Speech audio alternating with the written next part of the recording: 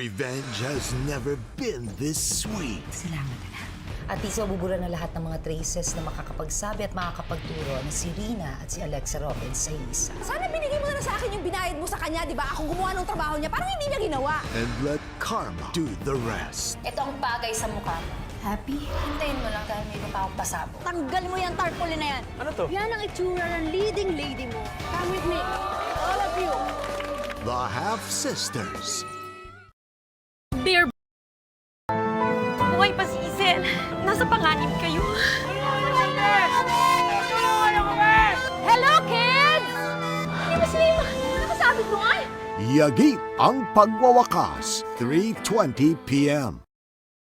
Pag nawalan ka daw ng mahal sa buhay, makakatulong daw kung babalikan mo yung mga alaala, yung mga pangaral na iniwan nila sa inyo. Nay, paano ko kayo aalalahanin? Isang anak na nangungulila. Pwede ba? Huwag yun ako isa-set up kung kani-kanino. Maybe I'm destined to be alone. Isang pusong ayaw nang magmahal. Bitawan niyo ako! Miss, okay ka lang? Salamat. Iisang tadhana ang maglalapit sa kanila. Tara, nasalubungin na natin si Sir. Siya yung nagligtas sa akin nung muntik na ako mapahamak. Anak pala yun ng amo natin. Tadhana yan. Kadestiny mo si Mr. S. Mr. S for sungit. Mag-get out. Sige po, Mr. S.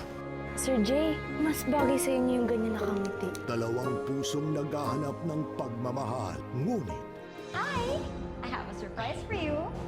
Hi, babe. paano kung kakabit nila ay mga sugat ng nakaraan? Healing Hearts. Pagkatapos ng Yagit,